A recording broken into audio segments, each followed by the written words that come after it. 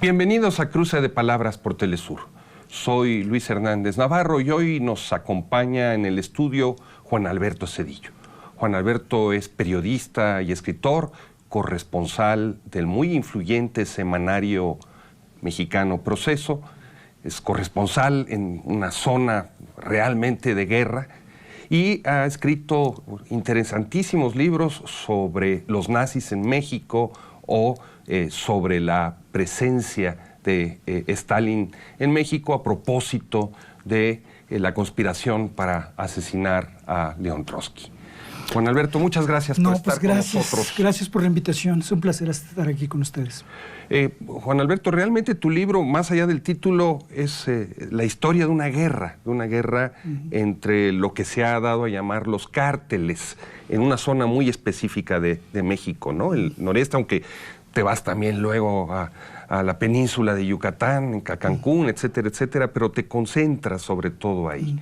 Sí, pues es un periodo que a mí me toca cubrir desde el año, ya a fondo desde el 2007, pero la violencia, de hecho, esta violencia que se expresa en México en los últimos años inició en Nuevo Laredo en 2004. Allí fue como un laboratorio de los cárteles, de la disputa entre el cártel de Sinaloa, en ese entonces encabezado por el Chapo, y el CDG, Cártel del Noreste, y los Zetas, por la plaza de Nuevo Laredo, que es la ciudad fronteriza más importante en el cruce de Estados Unidos y México, porque por ahí pasan el 75% de los camiones del comercio terrestre entre ambas naciones. Entonces es una zona sumamente importante. Empezó esta violencia tan cruenta en Nuevo Laredo y luego se extendió al resto de la región. Una de las primeras cosas que llama la atención al leer tu libro es cómo una parte relevante de estos narcotraficantes nacieron en Estados Unidos, no son mexicanos. No, se crearon. No son mexicanos de nacimiento, por lo menos. No, fíjate que la mayoría de los importantes, por ejemplo el más sanguinario, que es Z40, se formó en las calles de Dallas como pandillero. El que hizo la masacre en Allende se formó en California, el famoso Kilo Estrada Luna, que es el que mató a los 72 migrantes en San Fernando. Él fue el que tenía tomado San Fernando, mató mucha más gente, además de esos migrantes. Se formó en las pandillas en Estados Unidos.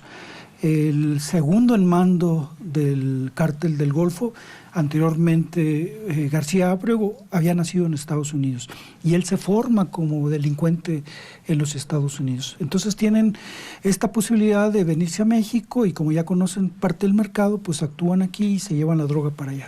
O sea, esta acusación de los racistas estadounidenses de que los mexicanos somos lo peor que llega a Estados Unidos, no, entra en contradicción con lo que tú retratas, ¿no? Sí, porque resulta que ellos se formaron como jóvenes, ellos llegan como niños, adolescentes, recién salidos de la primaria, si acaso, y se forman allá como delincuentes, no se forman en México, donde se agarraron su carrera delictiva fue en los Estados Unidos, en las calles de los Estados Unidos.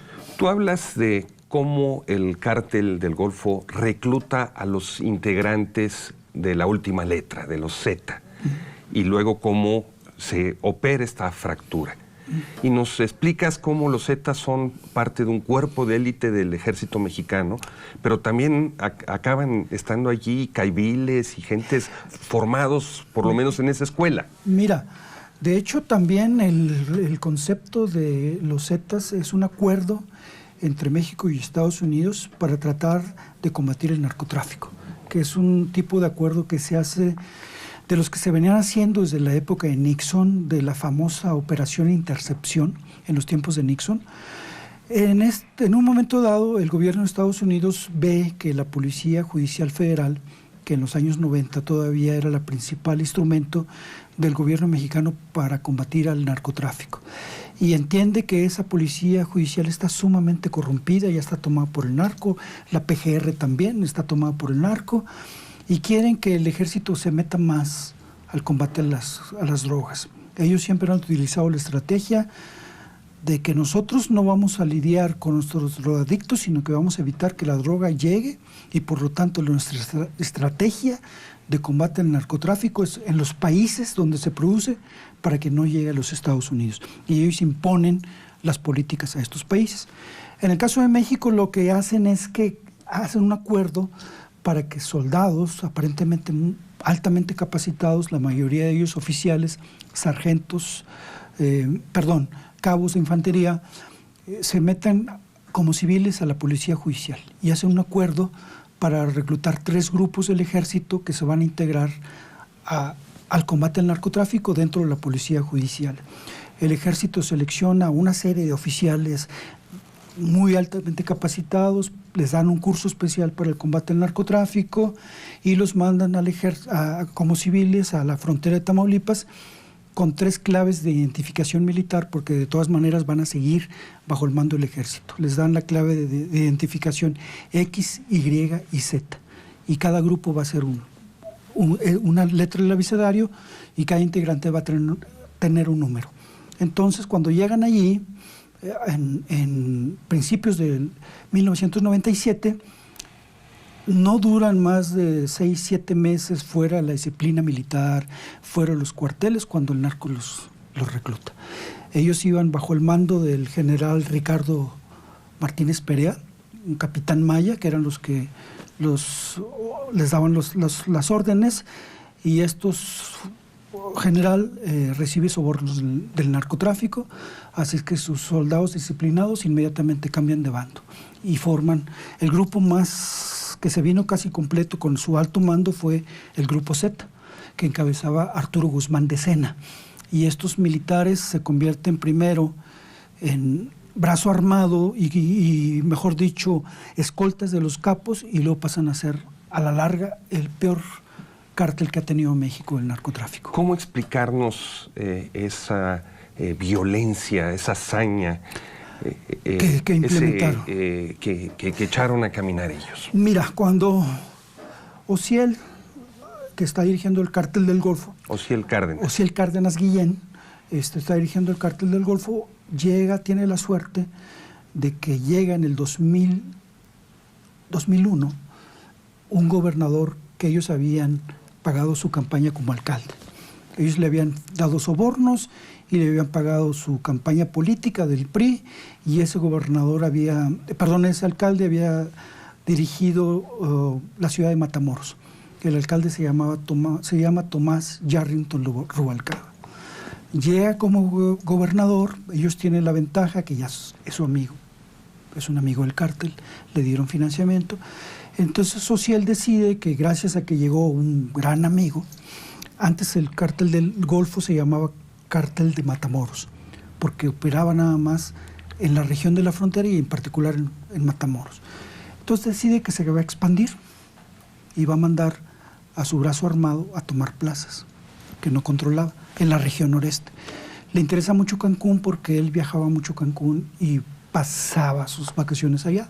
Entonces manda también a Cancún, pero se extiende en la región noreste, que es Coahuila, Nuevo León y Tamaulipas.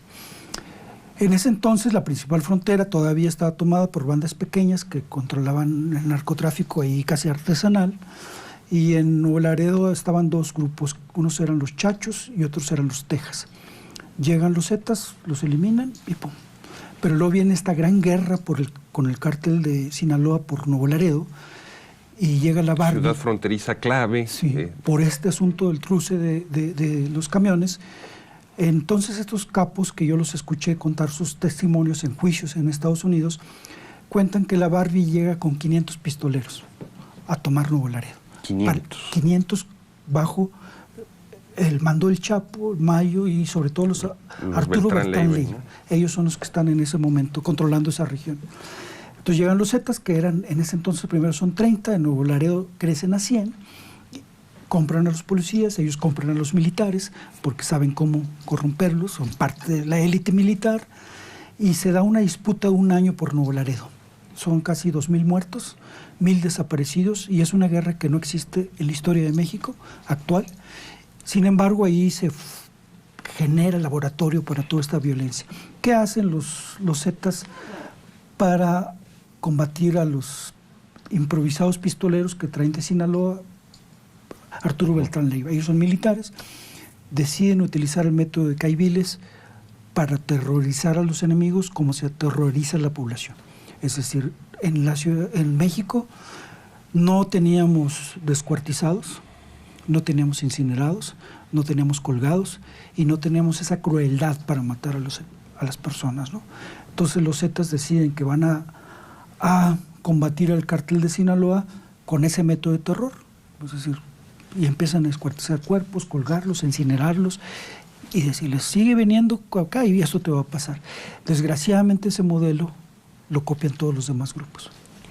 Juan Alberto, una de las cosas que aparece en tu libro es que esta industria criminal no se limita al tráfico de drogas, a pesar de que a lo mejor ahí tuvo su origen, sino que como todas las industrias capitalistas buscan controlar verticalmente el proceso y entonces pasan a controlar la piratería, la prostitución, las cantinas, etcétera, etcétera. ¿Cómo se da este proceso? Se da precisamente porque los Zetas meten el desorden. Si uno estudia el narcotráfico en México, para eso hay buenos libros de Luis Astorga. Luis Astorga es uno de los mejores investigadores en México sobre la historia del narcotráfico, un académico. Nos damos cuenta que el narcotráfico en México siempre fue un trampolín para llegar a la alberca del consumo de drogas en los Estados Unidos. Y que los grupos que traficaban eran pequeños hasta los años 90, marihuana, después levantan la cocaína, cuando el cártel de Cali y el cártel de Medellín dejan y se les pasa la zafeta a los cárteles mexicanos.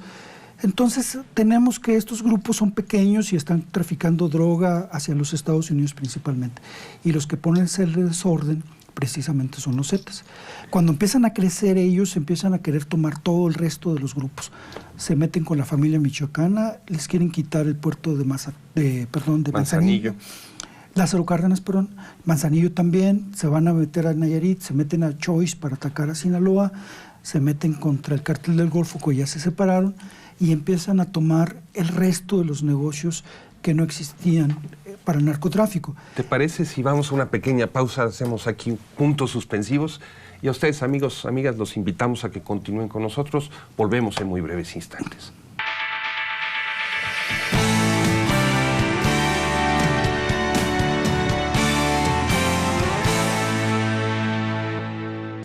Estamos ya de vuelta con Juan Alberto Zedillo, periodista, escritor. Nos está contando la guerra oculta del narcotráfico mexicano, sobre todo en la región noreste. Y antes de que te interrumpiera, nos estabas narrando cómo los Zetas habían venido expandiendo, ¿no? Sí, fíjate que hacia el Pacífico mexicano. Ellos encuentran un nicho que les es muy redituable en la frontera, porque empiezan a traficar gasolina robada a los Estados Unidos. En Estados Unidos hay 5 ejecutivos, altos ejecutivos, metidos a la cárcel porque le estuvieron comprando gasolina a los Zetas. Resulta que los años, no recuerdo ahorita la fecha, pero eso viene siendo como el 2003, cuando mucho, tenían una empresa. Las pipas tenían un color y tenían la letra Z. Y pasaban la gasolina para venderla en los Estados Unidos, ¿sí? La gasolina mexicana. Entonces resulta que eso se convierte en una industria y paralelamente en Nuevo Laredo empiezan a extorsionar. En los tiempos que Ociel los dejaba solos, cuando no eran todavía cártel, que no estaban actuando para Ociel, empezaron a extorsionar a los yonqueros, que le llaman, la gente que vende piezas de auto usados. Entonces ellos extorsionaron y se convirtió en negocio, y luego se dan cuenta que meterse como el agua en todos los negocios donde reina la corrupción. Se meten a los municipios, donde venden alcohol para vender alcohol adulterado, los famosos controles que tienen los municipios para los bares. Ahí empiezan a tener información y empiezan a controlar todo. Controlan posteriormente la piratería. Ya tenían una economía ilegal que se toma la economía informal. Cuando toman a la economía informal, como en este caso la piratería y los giros negros, jalan a mucha gente que no está metido en el narcotráfico a su zona de influencia. Pero nos cuentas también cómo lavan dinero, por ejemplo, a través de caballos pura sangre y participación de los caballos en derbis. Sí, fíjate, en ese caso tuvieron 2, 3 empresarios que les daban el dinero en efectivo, los dólares en efectivo que pasaban para México. Y este empresario, por ejemplo, uno de los más altos es Francisco Colorado Cesna. Él era un empresario concesionario de Pemex que les hacía muchos trabajos. Entonces su empresa Petroservicios compraba legalmente los caballos de $1 millón en promedio. Llegaron a tener 300 caballos en Estados Unidos. Pura sangre. Pura sangre. Una fortuna. Sí, y otros tantos en México. Esos eran los Estados Unidos y otros tantos. Uno de los capos logró tener 250 caballos pura sangre. Sí, una fortuna. Y desgraciadamente ese capo se los mataron. Llegó el grupo rival y le mató a los caballos. Y nos platicas también, por ejemplo, de cómo Heriberto Lascano se convirtió en un gran empresario minero, ¿no? Sí, así en la es. cuenca carbonífera Así de es. Coahuila. Y el gobierno le facilitó que ese carbón que estaba acaparando a Heriberto Lascano se lo vendiera a la Comisión Federal de Electricidad. Una empresa paraestatal. Que produce toda la electricidad en México a través de un mecanismo que le crearon casi profeso para que él pueda vender su carbón. ¿Y el dinero del narco él lo lavaba a través de las minas de carbón o ya era un negocio Son varios combinado? negocios, son varios negocios. Una parte se los lavan los empresarios, otra parte hacen empresas que ellos mismos crean. Hicieron unas empresas que supuestamente, que son fachadas realmente, hicieron una empresa para vender productos médicos, que obviamente no vende productos médicos, pero ya tiene un nombre y empiezan a lavar el dinero. Y ahí sí utilizan mucho empresarios establecidos que son socios. Sobre todo también utilizan mucho las casas de cambio para vender dólares. Eso es lo que utilizan. Otra de las cosas que saltan a la vista en tu libro es que la red de corrupción no se queda en México. También se extiende a Estados Unidos, ¿no? Son tan corruptos como los mexicanos, ¿no? Esa es una cosa que el gobierno de Estados Unidos cuida mucho. Pero ahí el principal capo que cruzaba la droga del cártel del Golfo por los puentes de Estados Unidos cuenta, y el fiscal se queda así, porque Estados Unidos esconde su corrupción. Tiene tanta, pero la esconde. Para eso parece que son muy, muy honestos. Pero entonces este capo dice, no, ¿y cómo le hacía para cruzar la droga? No, pues mira, normalmente la gente de la ICE, Patrulla Fronteriza y la aduana, son bien corruptos. Lo único que tengo que hacer es llegar con ellos, decirle, oye, pues, ¿cómo la ves? Pasa un carro por aquí. Y cuenta cómo la cruzaba, ¿no? Por ejemplo, dice, utilizaban 2 puentes internacionales que están con Tamaulipas, el de Dona y el de Progreso.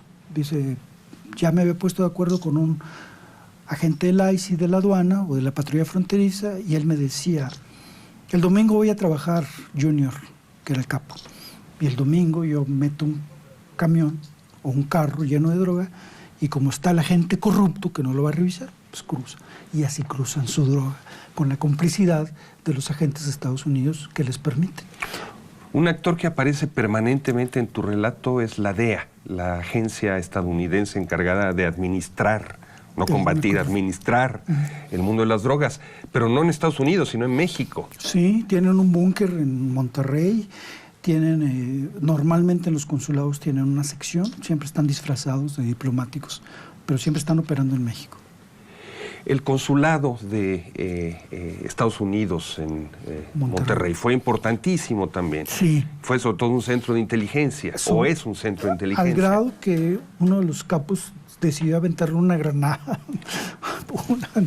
que eso nunca se había visto. Nunca se había visto que, fuera de Pancho Villa, que los invadió y no se había visto que un grupo mexicano se atentara contra el gobierno de los Estados Unidos. Entonces se aventaron granadas, les balacearon el consulado y anduvieron cazando a algunos agentes de la DEA.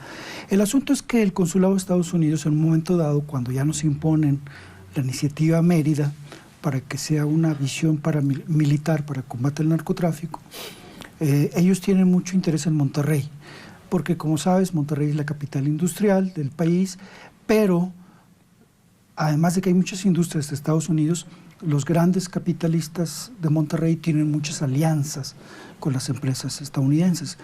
Les preocupó que la violencia en Monterrey en un momento dado, en el 2010, 2011, 2012 es la peor de México. Está Monterrey incendiado, hay 52 víctimas del Casino Royal que murieron ahí por un atentado Z, y entonces ellos deciden que van a brincarse al gobierno federal, que es con el que trabaja en la iniciativa de Mérida, y se van a meter con el gobierno municipal y con el gobierno estatal para imponerles medidas de combate al narcotráfico. Ellos son los que crean la Policía Fuerza Civil en Monterrey, que en un momento supuestamente se convirtió en el modelo de policía que tenía que haber para que el ejército saliera a las calles.